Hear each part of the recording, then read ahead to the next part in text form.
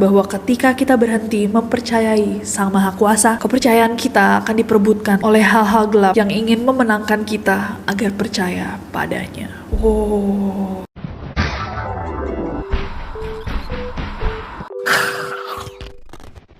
Hey guys, it's Nessie and welcome back to Neron. Ini kita punya cerita horor yang sangat seram. Cerita ini adalah cerita tentang seorang perempuan bernama Nia. Dan ceritanya diawali dengan tulisan, "Hidupku adalah rangkaian luka yang tidak pernah sembuh. Dan aku tidak menyangka bahwa menjauh dari Tuhan berarti mendekat pada sesuatu yang jauh lebih gelap." Mungkin banyak yang bisa kita petik dari cerita Nia ini. So langsung aja guys, without any further ado, stop senyum-senyum, cause shit's about to go. Jadi Nia ini adalah seorang perempuan berusia 26 tahun yang sekarang tinggal di daerah yang gak mau disebutin daerahnya apa. Bahkan katanya semua nama daerah dan semua nama beneran yang ada di cerita ini semuanya disamarkan. Nah Nia ini seumur hidupnya tinggal di sebuah rumah sederhana bersama ayahnya. Dia dibesarkan sama ayahnya. Sejak ibu sama ayahnya bercerai, waktu Nia masih kecil banget. Dan ibunya Nia meninggalkan ayahnya untuk menikah sama orang lain. Jadi dari kecil sebenarnya di hati kecilnya Nia tuh adalah kemarahan terhadap ibunya, dendam terhadap ibunya, tapi tertutupi sama cinta ayahnya yang luar biasa. Ayahnya kerja keras untuk bisa ngasihin Nia sekolah terbaik, makanan terbaik, ngajak dia liburan, dan ayahnya selalu mencoba untuk memerankan baik peran ayah dan peran ibu di hidupnya Nia. Dan semakin Nia gede, semakin dia ngerasa bahwa sebenarnya ayahnya tuh kayak sahabatnya dia. Setelah Nia lulus sekolah, karena memang belum ada biaya dan juga rezeki untuk berkuliah, akhirnya Nia memutuskan untuk bekerja guys. Nia pun bekerja sebagai customer service di daerah tempat tinggalnya, sekalian untuk bantu-bantu di rumah untuk meringankan beban ayahnya. Nia masih ingat ayahnya tuh bangga banget waktu Nia dapat gaji pertamanya, dan mereka berdua merayakan dengan makan malam berdua di restoran Cina favorit ayahnya. Selama beberapa tahun Nia bekerja, suatu malam Nia mendapatkan telepon yang gak ada anak mau dapatkan. Telepon itu mengatakan bahwa ayahnya jatuh saat bekerja dan telah dilarikan sama teman-teman kerjanya ke rumah sakit. Nia langsung menuju rumah sakit, dan saat Nia tiba, ternyata keadaan ayah Nia jauh lebih parah dari yang dia pikirkan. Bahkan selang beberapa menit, Nia sempat melihat ayahnya mengerang kesakitan sebelum monitor mengeluarkan suara nyaring memekik dan menunjukkan bahwa tidak ada lagi aktivitas jantung dari ayahnya. Dalam masa berduka, Nia terpukul banget. Selain bahwa ayahnya tuh satu-satunya anggota keluarganya yang ia cintai, yang selalu ada, juga beberapa bulan sebelumnya, Nia tuh gak banyak ngabisin waktu bersama ayahnya sejak Nia memiliki pacar. Karena Nia lebih sering menghabiskan waktu berangkat dan dijemput dari kerja sama pacarnya. Selama masa berduka ini, akhirnya cuma ditemani oleh sang kekasih, Dimas, yang dengan sabarnya setiap hari mengingatkan Nia bahwa kesedihannya akan segera berlalu. Tapi kenyataannya ternyata tidak semudah itu untuk bangkit setelah kehilangan orang seperti ayahnya. Dan saat melalui itu semua, Nia mendapatkan kabar bahwa dia dikeluarkan dari pekerjaannya. Entah karena mungkin performanya memang tidak baik selama ia berduka, atau memang perusahaannya harus mengurangi pekerja. Yang jelas hal ini tidak membantu. Dan seakan deritanya gak cukup, suatu saat Nia lagi beli makanan di pinggir jalan, tiba-tiba Nia terserempet mobil. Mobil yang menabraknya juga langsung melarikan diri, dan Nia terpaksa dibopong oleh orang-orang sekitar, dibawa ke rumah sakit. Cedera Nia lumayan parah, jadi dia dirawat di rumah sakit selama 3 hari, dan setelahnya karena dia gak punya cukup uang guys untuk melanjutkan, Nia pun dipulangkan dan terpaksa melakukan perawatan mandiri. Katanya periode ini adalah periode yang sulit banget, sakit banget juga, dan saat Nia sangat-sangat terpuruk dengan kaki yang patah, cuma bisa di rumah. Suatu sore Dimas datang, pulang kerja, dia datang bawa makanan dan mengatakan bahwa dia akan segera menikah. Dia minta maaf, menangis, dan bilang pada Nia dia udah tidak bisa lagi merawat Nia. Katanya rasanya itu seperti dunia Nia berhenti berputar, dan dia berpikir, kenapa semua yang aku sayang hilang dari hidupku? Apakah aku tidak pantas untuk merasakan kebahagiaan? Apakah memang takdir yang membuat hidupku seperti ini?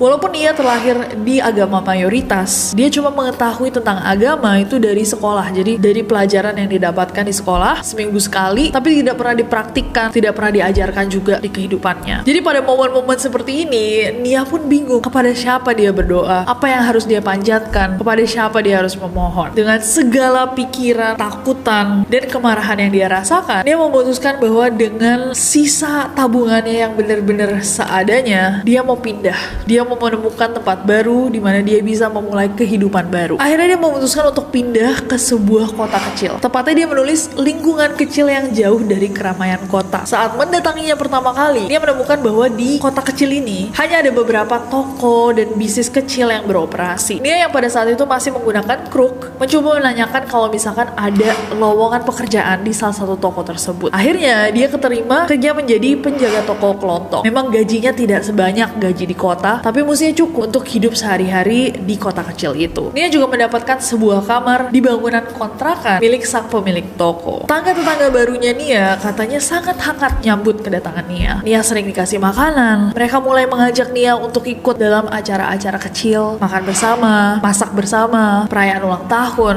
Terutama setelah mereka mengetahui bahwa Nia baru-baru ini menjadi yatim dan dia tinggal sendirian di lingkungan mereka. Nah, suatu sore salah satu tetangganya Nia, Bu Ratna, mengundang Nia untuk menghadiri suatu acara gereja. Bu Ratna bilang, Nia ikut aja. Gereja itu menyambut siapapun dari kalangan manapun dengan background apapun. Awalnya dia pingin menolak, tapi karena Bu Ratna nih selama ini baik banget sama dia, selalu nanyain Nia apakah udah makan, beberapa kali ngirimin Nia makanan. Akhirnya Nia memutuskan untuk ikut Bu Ratna ke gereja tersebut. Ternyata gereja yang dimaksud itu terletak di ujung desa dan sedikit jauh dari rumah-rumah penduduk. Sampainya Nia dan Bu Ratna di gereja, Nia melihat bangunannya menarik, kelihatan kayak bangunan kuno, jendela-jendelanya besar, berbingkai hitam, tapi terlihat homey, nyaman. Nia pun masuk dan di dalamnya dia melihat ada podium yang dikelilingi sama lilin-lilin dan banyak kursi-kursi. Dan di depannya dengan altar yang panjang dan di sebelah kirinya ada sebuah mimbar. Di belakangnya terdapat sebuah tanda salib dan di langit-langit banyak bendera yang terlipat. Jadi benderanya tidak diturunkan. Nia pun mengikuti Bu Ratna ke salah satu kursi gereja dan Nia sempat bingung karena sebelum dia duduk, Nia harus berlutut selama beberapa saat, kemudian berdiri, ternyata baru duduk mengikuti Bu Ratna. Beberapa saat kemudian, masuklah seorang pemuka agama dengan kepala yang dicukur bersih, mengenakan kemeja hitam dan wajahnya terlihat sangat-sangat ramah. Ia berdiri di depan altar dengan suara yang lantang. Ia memulai khutbahnya. Nia nggak inget secara pasti apa yang dikatakan oleh sang pemuka agama, sang pastor, tapi yang paling Nia ingat kira-kira kayak dunia ini lebih dari sekedar hitam dan putih. Ada kebaikan dalam kejahatan dan ada kejahatan dalam semua kebajikan. Untuk mereka yang tersakiti, membalas dendamnya itu adalah sebuah aksi heroik untuk jiwa kecilnya. Sedangkan mereka yang berbuat sesuai dengan pandangan kebaikan juga kerap kali melakukannya untuk mencari pujian, hormat, dan kesempatan-kesempatan bagi dirinya sendiri. Jadi apakah ada yang benar-benar jahat atau benar-benar baik? Tuhan ada untuk menghakimi di akhir, tapi timbangannya tidak ada yang tahu. Dan hanya kita semua yang bisa menulis takdir kita. Ketika dunia memberikan penderitaan, mengapa kita harus berlutut meminta belas kasihan yang tidak sepadan dengan usaha kita? Saat mendengar itu, ada sesuatu yang klik di dadanya Nia. Dia merasa bahwa yang dikatakan sang pastor itu benar-benar sesuai dengan apa yang dia rasakan. Terutama saat di akhir khutbah, beliau mengatakan, dunia tidak peduli apakah kalian hidup atau mati, tapi di sini kita keluarga, dan keluarga akan ada bersama-sama, bangun membangun sampai akhir waktu nanti. Dan ucapan terakhir itu benar-benar terngiang-ngiang di kepala Nia. Selama berhari-hari, berminggu-minggu, Nia mendapatkan kayak semacam harapan kecil bahwa mungkinkah dia memilih nasib yang benar kali ini. Setelah acara selesai, orang-orang dalam gereja, anggota-anggota gereja lainnya menyapa Nia dengan sangat ramah, sangat hangat, dan untuk pertama kalinya setelah sekian lama, Nia merasa diterima. Nah, walaupun orang-orang di kota ini baik banget, Nia juga merasa sangat-sangat diterima, tapi Nia merasa bahwa kamar kontrakannya itu sedikit aneh. Kayak suatu malam, Nia lagi siap-siap mau tidur, dia mau nutup gorden kamarnya, dan dari jendela itu biasanya Nia bisa ngelihat ada seekor burung. Dan burung ini tuh selalu bertengger di dahan yang sama, dahan pohon di depan kamarnya Nia. Nah, saat Nia mau menutup nih gordennya dia, tiba-tiba dia ngelihat kok burung ini mulai bergerak dan tiba-tiba aja terbang kencang banget ke arah jendelanya Nia. Diak! Burung itu menabrak jendelanya Nia dengan sangat-sangat keras dan Nia kaget banget. Nia ngelihat tiba-tiba jendela kamarnya tuh berlumuran darah dan pas Nia membuka jendelanya untuk ngelihat, burung tersebut sudah terkapar mati. Gak cuma itu, bunga anggrek yang Nia bawa dari rumahnya, rumah bersama ayahnya dulu, selama ini Nia rawat tuh baik-baik saja. Tiba-tiba suatu hari, sore-sore Nia pulang kerja, sudah mati kaku dan kering seperti ada yang menghisap semua cairan dalam tanaman anggrek itu. Padahal paginya, Nia yakin banget bunga anggrek itu masih seger, baik-baik aja. Nia hanya bisa menyalahkan perubahan lingkungan karena dia juga nggak tahu penjelasannya apa. apa. Yang mungkin paling membingungkan adalah figura-figura di kamar Nia yang berisikan foto-fotonya bersama ayahnya seringkali berputar sendiri. Jadi Nia akan sadar dan ternyata figura-figura itu sudah terbalik. Walaupun aneh banget, Nia ngerasa bahwa ini mungkin kebetulan aja pengait bingkai fotonya mungkin longgar. Kan biasanya kaitannya di atas, gimana? Ini di tengah. Kalau misalkan di atas dia bisa muter sih hebat banget itu.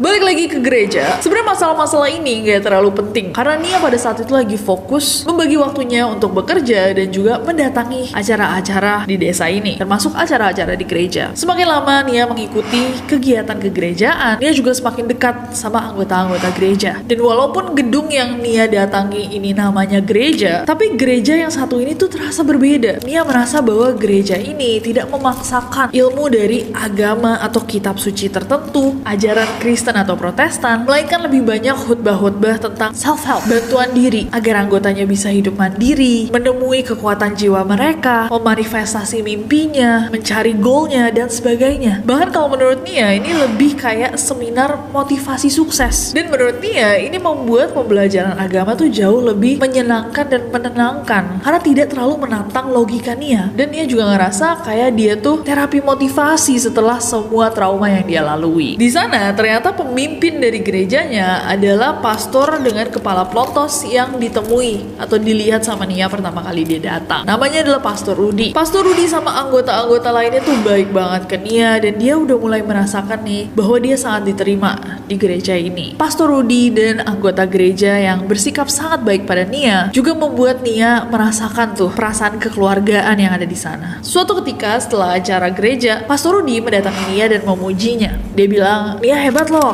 sangat rajin ya datangnya. Nia cuma bisa ngangguk, malu-malu. Tapi emang mendatangi acara-acara gereja ini jadi sebuah jadwal yang dia selalu tunggu-tunggu. Kamu sudah mulai kerja ya? Nanti kalau ada luang bisa datang ya ke acara malam. Ada acara apa kalau malam? Saya belum pernah diajak," kata Nia. Pastor Rudy pun menjawab, "Oh begitu? Iya, setiap malam Rabu kita ada acara tambahan dari jam 11 malam. Sekalian untuk kumpul-kumpul." Nia membalas, "Oh baik Pastor, saya akan coba datang kalau sempat." Nah suatu hari, Nia masih ingat banget hari Rabu tanggal 12 November tahun 2014. Nia di hari itu dipulangkan setengah hari dan esoknya diliburkan karena pemilik toko tempat Nia bekerja itu harus pergi ke Surabaya karena ibunya lagi sakit. Akhirnya Nia ingat tentang acara malam di gereja yang mulai jam 11. Dan karena dia udah lama penasaran sebenarnya apa yang dibahas jam 11 malam, akhirnya Nia memutuskan untuk jalan jam 10:45 ke arah gereja. Malam itu katanya udaranya terasa jauh lebih dingin dari biasanya. Untuk nafas pun terasa tebal. Blazer tebal yang Nia kenakan itu mampu menahan dingin, tapi luka di kakinya Nia akibat kecelakaan membuat dinginnya malam itu masuk sampai ke tulang. Sampai tulang-tulangnya Nia tuh kerasa nyeri. Nia juga rada deg-degan jalan-jalan malam dengan kabut yang ada. Tapi pas dia mendekat ke gereja, dia ngeliat kok dari luar kayak gak ada orang di dalam gereja. Apa mungkin acara malam itu dibatalkan? Tapi pintu gereja memang terbuka sedikit. Akhirnya Nia memutuskan untuk masuk. Gereja terasa jauh lebih hangat daripada udara luar. Lilin-lilin kecil mengelilingi ruangan yang terasa sebenarnya lebih rame nih daripada acara-acara gereja biasanya. Nia jalan di altar dan dia menemukan satu spot kosong di sebelah kanan. Semua orang terlihat duduk serius mendengarkan Pastor Rudy yang baru saja memulai khotbahnya. Malam itu dimulai dengan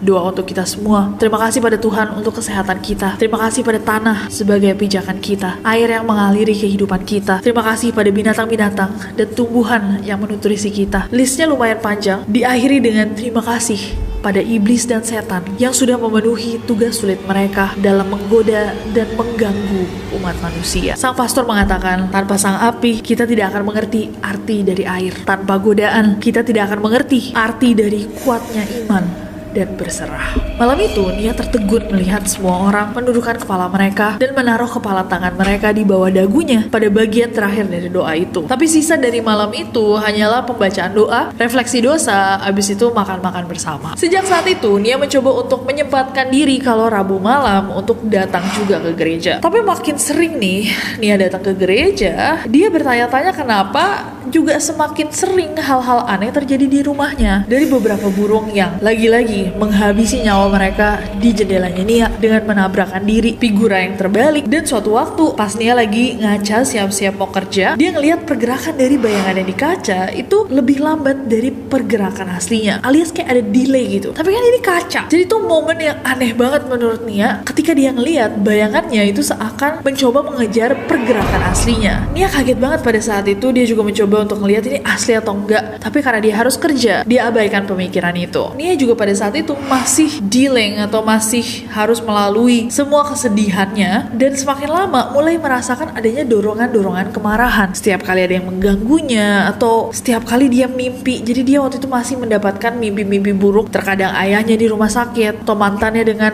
istri barunya. Nia sering kali terbangun menangis, berteriak, muntah ketakutan. Ya satu-satunya ketenangan di hidupnya itu adalah saat dia datang ke gereja dan berkumpul dengan tetangga-tetangganya. Setidaknya ada Bu Ratna yang menanyakan apakah dia sudah makan, menawarkan masakannya, anak-anak Bu Ipeh yang mengajaknya bermain, Pastor Rudi yang menghiburnya, dan warga-warga lain yang selalu merangkul dia. Nia semakin aktif juga membantu gereja, dan suatu hari dia diberitahu oleh Pastor Rudi bahwa mereka memiliki acara penting. Acara ini hanya dilakukan 3 bulan sekali di tanggal 3 dan dimulai jam 3 pagi. Nia pada saat itu sudah nyaman banget guys dengan kegiatan-kegiatan gereja. Beberapa misa malam yang dimulai jam 11 itu juga selesainya sekitar jam 3-an, jadi dia juga tidak mempertanyakan. Akhirnya pada Rabu 3 Juni tahun 2015 di jam 3 pagi Nia sampai dan masuk ke gereja. Suasananya pada malam itu sangat berbeda dengan suasana dari acara-acara lainnya. Malam itu semuanya gelap, cuma diterangi sama lilin-lilin kecil, dan Nia melihat bahwa semua orang mengenakan baju hitam. Nah, bendera-bendera yang biasanya diikat di langit-langit gereja itu juga terbentang dan menunjukkan gambar bintang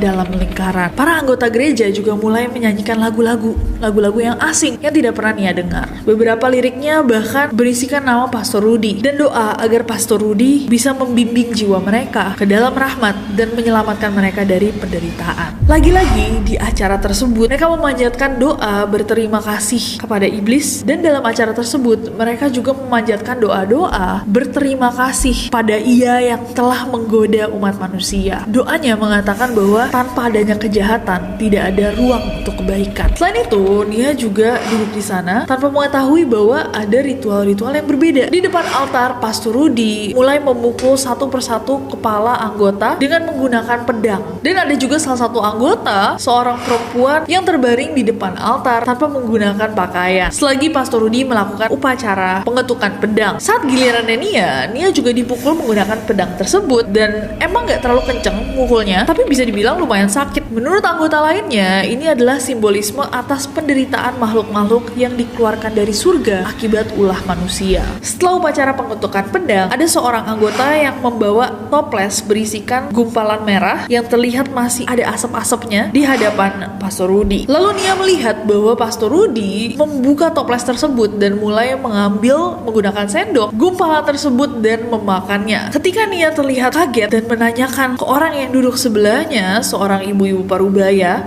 itu Pastor Rudi makan apa? Perempuan parubaya itu mengatakan, oh baru pertama kali ya, jangan khawatir, nanti kita semua akan mencicipi. Nia pada saat itu nggak ngerti apa yang dimaksud sang ibu, tapi setelah giliran Pastor Rudi, semua anggota yang datang pada malam itu mulai berbaris di altar, termasuk Nia, dan satu persatu diberikan satu sendok kecil dari cairan merah dan gumpalan tersebut. Dan ketika Nia cicipi, menurut Nia ada sedikit aroma amis, gumpalan-gumpalan lembek, dan rasanya sedikit asin seperti kecap Jepang yang dilarutkan. Mengikuti anggota lainnya, Nia menelan cairan tersebut, meminum air, dan acara pun diakhiri dengan doa bersama. Nah, Nia terus mendatangi acara-acara lainnya, semakin lama semakin sibuk dengan kegiatan gereja. Nia juga semakin mengabaikan hal-hal aneh yang terjadi di kamar kontrakannya. Figura yang selalu terbalik akhirnya sama dia ditata aja di atas meja, and even then, bahkan ketika dia lakukan itu, foto-foto di dalam figura itu kadang-kadang tuh suka balik sendiri. Tapi Nia udah gak peduli. Semakin lama, Selanjutnya, acara malam hari Rabu dan 3 bulanan juga semakin aneh. Tapi Nia masih merasa bahwa ajaran-ajaran ini membantu Nia merasa jauh lebih kuat, percayakan dirinya sendiri. Tapi bagian-bagian aneh dari acara yang tidak pernah dijelaskan seperti cairan merah atau pakaian hitam yang digunakan dan ritual menunduk, merasakan kesedihan untuk semua makhluk termasuk iblis, semuanya Nia tidak pernah pertanyakan. Suatu hari di misa khusus, jam 2.45 pagi, Nia udah tiba di gereja untuk bantu persiapan acara. Malam itu, kepada Ibu Ria, salah satu anggota gereja, Nia mengatakan bahwa gereja ini enak, selalu hangat, tidak dingin seperti di luar. Ibu Ria mendengar Nia dan menyengitkan dahinya. Terus dia bilang, "Hei, hati-hati kamu Nia, ini bukan gereja, jaga perkataanmu." Nia pun menyadari pada saat itu bahwa selain Ibu Ratna, tidak ada satupun anggota yang pernah menyebut gereja sebagai gereja selain dirinya. Malam itu, acara berjalan jauh lebih tegang dari biasanya. Dimulai dari khotbah tentang baik dan buruk, hitam dan putih, tentang segala hal yang bertentangan membutuhkan satu sama lain.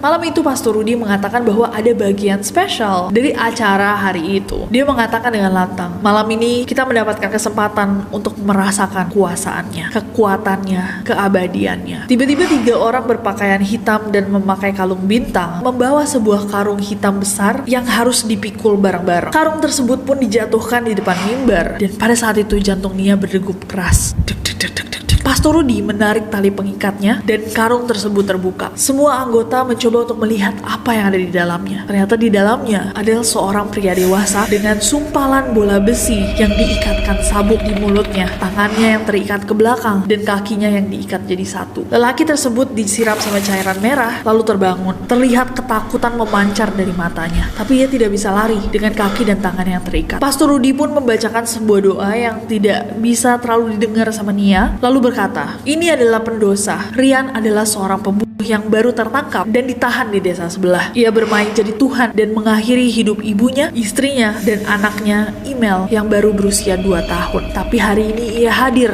di depan kita semua sebagai penebusan dosa untuk keluarga yang ia bunuh dan penebusan dosa kita untuk memaafkan bagian dari jiwa kita yang lemah selama ini. Dengan kuasanya, Rian hadir di sini, dibawa oleh salah satu anggota kita dari tempat kerjanya untuk kita semua." Lalu Pastor Rudy mengeluarkan sebuah gulungan berbahan kulit dan membukanya di depan mimbar. Di dalamnya ada berbagai pisau, golok, bahkan celurit. Dan saat itu, 3 orang yang tadi membawa Rian mengikatkan tali tambang pada kaki dan tangan Rian, menggantungnya terbalik di sebuah palang besi besar semacam gawang buatan yang sudah disiapkan sebelumnya. Dan Pastor Rudy mulai menyobek-nyobek pakaian Rian, meninggalkan lelaki itu sampai telanjang bulat. Dimulai dengan doa personal, Pastor Rudy kemudian berteriak, "Ini untuk dosa-dosa kami," dan mulai menyayat lelaki itu. Ia lalu mengisyaratkan anggota lainnya untuk berbaris dan ikut menyakiti Rian. Nia tertegun pada saat itu. Dia kaget, tapi lalu dia mengingat bahwa Rian juga adalah seorang pembunuh. Dan entah mengapa, Nia percaya ritual itu dibutuhkan sama semua orang di situ, termasuk Rian. Tidaknya kalau Rian disiksa di situ, dia tidak akan lagi disiksa di akhirat. Dan dia mendapatkan ganjaran dari dosa yang dia perbuat. Hari itu adalah hari Nia melihat darah menggenang di altar. Darah yang ternyata mengalir di altar 2 kali dalam setahun itu dibiarkan mengering saja dan hanya ditutupi kopi dan juga wewangian untuk menutupi baunya. Dari banyaknya penebus dosa lainnya, Nia akan selalu mengingat hari itu dia melihat Rian. Tapi semuanya guys, itu masuk akal di kepala Nia pada saat itu. Walaupun kadang dia juga ragu, ada ragu-ragunya dikit, tapi rasa kekeluargaan dari anggota gereja itu bukan sesuatu yang Nia siap lepaskan. Dan setiap mereka kumpul-kumpul, mereka memvalidasi perasaan-perasaan, keyakinan satu sama lain bahwa yang mereka lakukan, ritual-ritual tersebut tidak ada salahnya. Jadi Nia terus muncul. Di acara siang mereka mendoakan Tuhan, malaikat, utusan-utusan Tuhan, dan di acara malam mereka mendoakan sisi gelap. Dengan salib yang diturunkan, mereka berdoa berharap kekuatan dari sang penguasa kegelapan akan menjaga mereka selama mereka bersyukur akan kehadirannya. Walaupun begitu, di setiap ritual mendoakan sisi gelap, mencicipi cairan merah, yang bahkan Nia tuh pernah dengar merupakan lumatan janin yang didapatkan dari dukun beranak, menyiksa babi hutan dan menggunakan darahnya untuk mencuci muka, melihat penebus dosa yang Nia yakin pasti diculik untuk dihakimi sendiri oleh anggota, dan semua ritual lainnya, ada sedikit keraguan di hati Nia yang selalu mau gak mau diabaikan. Di kamar kontrakannya, figura-figura yang tadi udah dipindahkan juga kerap menunjukkan foto ayah Nia yang terbalik sendiri dalam figura. Tapi pada poin itu Nia sudah tidak peduli, walaupun dia mulai yakin bahwa semua fenomena paranormal yang dia alami itu pasti berhubungan sama gereja. Tapi dia merasa lebih kuat, dia merasa tidak terganggu. Ada kesombongan yang buat dia mengabaikan semua hal buruk yang terjadi di kamarnya. Sampai suatu malam dalam tidurnya, Nia tiba-tiba memimpikan sosok yang udah lama banget gak hadir di hidupnya, ayahnya. Di dalam mimpi itu Nia ngeliat guys, ayahnya berdiri di depan gereja dengan wajah yang penuh kesedihan, dan dengan suara lirih dia bilang, "Ayah kecewa Nia, ayah sudah coba jaga kamu, tapi kamu lari terlalu jauh Nia. Kamu sadar kan, bukan ayah yang terbalik, kamu yang ada di dunia sesat." Setelah ayahnya mengatakan itu, Nia mencoba untuk mengejarnya. Dia berteriak, "Ayah, ayah!" Tapi ayahnya semakin dikejar semakin jauh. Nia kebangun dengan wajah yang udah penuh air mata. Biasanya Nia kalau mimpi tuh dia cuma inget sedikit-sedikit bagian dari mimpinya, dan lama-lama dia juga lupa kayak kita semua. Tapi mimpi yang satu ini tuh kerasa nyata banget. Berhari-hari Nia dihantui dengan memori yang sangat jelas tentang mimpi itu. Setiap suku kata yang dikatakan sama ayahnya dia inget, cara ngomongnya, wajahnya, air yang menggenang di mata ayahnya. Dan dengan semua yang dia rasakan, dia ngerasa bahwa pesan ayahnya ini adalah petunjuk jelas bahwa keraguannya selama ini itu juga berdasarkan suara kecil di hatinya. Seberat apapun sayangnya dia pada orang-orang di sana, Nia tahu bahwa ajaran mereka akan menenggelamkan Nia. Dengan berat hati Nia menerima bahwa kali ini dia akan kehilangan lagi, tapi kehilangan untuk kebaikan. Akhirnya Nia diam-diam mengemasi barang-barangnya, dan suatu pagi dia ingat tepatnya pada Minggu 4 November tahun 2015, dia memutuskan untuk meninggalkan kota kecil tersebut dan pindah ke kota lain. Tentunya hal ini gak mudah karena mereka mencoba untuk mengejar Nia, mencari tahu dia tinggal di mana, menghubungi orang-orang yang kenal Nia, bahkan sampai menghubungi Dimas yang sudah menikah untuk mengetahui Nia di mana. Untuk beberapa tahun Nia harus benar-benar hidup low-key. Bukan sederhana juga apa guys bahasanya kalau misalkan orang yang kayak benar-benar biar nggak ada jejaknya. Coba boleh tulis di bawah. Untungnya Nia akhirnya mendapatkan pekerjaan online yang sangat menguntungkan dan membantu dia untuk menata hidup barunya. Ya ini ya. Nah di akhir ceritanya Nia menulis, "Untuk kalian yang mendengarkan ceritaku, aku mohon doanya. Memang trauma dan tragedi dalam hidupku membuatku rapuh dan mudah untuk dijadikan target dari ajaran-ajaran sesat. Sesungguhnya aku masih belum kehilangan harapan bahwa ajaran Tuhan yang sebenarnya mengajarkan cinta dan berserah, bukan dendam. Memang pengalaman tersebut menjadi trauma baru bagiku. Jadi semoga tidak ada dari kalian yang mengalami hal yang sama. Jauhi ajaran-ajaran yang menimbulkan keraguan di dadamu, dan doakan juga semoga aku bisa menemukan ajaran yang benar dan jalan yang lebih baik. Semoga ceritaku bisa menjadi pelajaran bahwa ketika kita berhenti mempercayai Sang Maha Kuasa, kepercayaan kita akan diperebutkan oleh hal-hal gelap yang ingin memenangkan kita agar percaya padanya." Oh.